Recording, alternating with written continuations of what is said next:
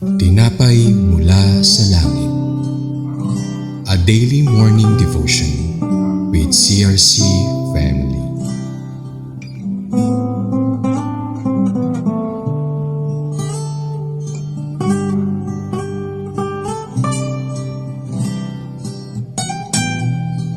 Isang mapagpalang umaga po mga kapatid. Ako po si Sister Eunice Ibias mula sa CRC Balayan Daughter Church. Samahan niyo po ako dito sa programang Ang Tinapay Mula sa Langit, ang pang-araw-araw nating devotion sa salita ng Diyos. Ngunit bago po tayo magsimula, tayo po muna ay manalangin. Ama naming Diyos na makapagmahal, pinupuri at pinapasalamatan ka namin sa panibagong buhay na pinagkaloob mo. Samahan kami ng banal mong espiritu upang buksan ang aming puso at magkaroon kami ng malinaw na pagkaunawa sa bago mong salitang ito, aming pagbubulay-bulayan. Bigyan mo po ako ng kalakasan at karunungan na tanging ang kalooban mo ang siyang maghari sa buhay namin ito. Maraming salamat po. Itinataas namin ito sa pangalan mo, Jesus. Amen. Ngayon naman po ay ating tunghayan ang mabuting balita mula sa Judges 5 verse 3 to 5 na may title na Remembering God's Preservation of Israel in the Past. Ating pong basahin ang teksto. Ang Judges 5 verse 3 to 5 ay bahagi ng awit ni Deborah matapos magtagumpay ang Israel laban kay Shera. Ito ay hindi lang simpleng awit ng tagumpay. Ito ay awit sa pagkilala sa kadakilaan ng Diyos. Ano ang tinuturo ng Judges 5 verse 3 to 5? Panguna, ang Diyos ang dapat purihin sa harap ng lahat. Sabi nga po sa verse 3, sinabi ni Deborah, makinig kayo mga hari, pakinggan ninyo mga prinsipe, ako'y aawit sa Panginoon. So ang ibig sabihin lang po dito is, hindi niya itinago ang papuri kahit mga hari at pinuno pa ang kaharap niya. Ipinahayag niya ang tagumpay ay mula sa Panginoon. Ang tinuturo lang po dito ay na ang papuri ay hindi lang para sa loob ng simbahan. Ang Diyos ay dapat kilalanin kahit sa harap ng makapangyarihan. Pangalawa, ang Diyos ay makapangyarihang mandirigma. Sabi nga po sa verse 4, inalala nila kung paano ang Panginoon ay lumabas mula sa Seir at ang lupa ay yumanig, ang langit ay bumuhos. Pinapakita nito na kapag kumilos ang Diyos, pati po ang kalikasan ay sumusunod sa Kanya. Na ang ibig sabihin lang po dito ay ang laban ng Israel ay hindi lang laban ng tao. Ang Diyos mismo ang lumalaban para sa kanila. At ang pangatlo naman po ay ang presensya ng Diyos ay may kapangyarihan. Sabi nga po sa verse 5, ang mga bundok ay natunaw sa harap ng Panginoon. Ang bundok po ay simbolo ng matatag at matibay, pero kapag ang Diyos ang kumilos, kahit ang pinakamatibay ay natitinag. Na ang kahulugan lang po ay anumang problema po na parang bundok sa buhay natin, kayang tunawin ang presensya ng Diyos. Na ang mensahe po dito ay ang Judges 5 verse 3 to 5 ay nagtuturo na ang tagumpay ay hindi dahil sa lakas ng tao, kundi sa kapangyarihan ng Diyos. Ang tamang tugon sa tagumpay ay papuri at pagsamba. Ang Diyos ay hindi tahimik. Siya ay kumikilos para sa kanyang bayan. Ito po ay magandang paalala sa atin. Maraming laban, maraming pagsubok, pero kapag ang Diyos ang kumilos, kahit ang bundok ng discouragement or problema sa pamilya ay matutunaw sa kanyang presensya. Bago po tayo magtapos, muli po tayong manalangin para sa ating Panginoon. Ama naming Diyos na makapangyarihan, salamat po sa mga mensahe na natanggap namin. Sa mga pagkakataong ito, ibinigay mo para makipag-usap at magkaisa kami. Isa muli po naming alaala ang mga salitang iyong binigay sa amin.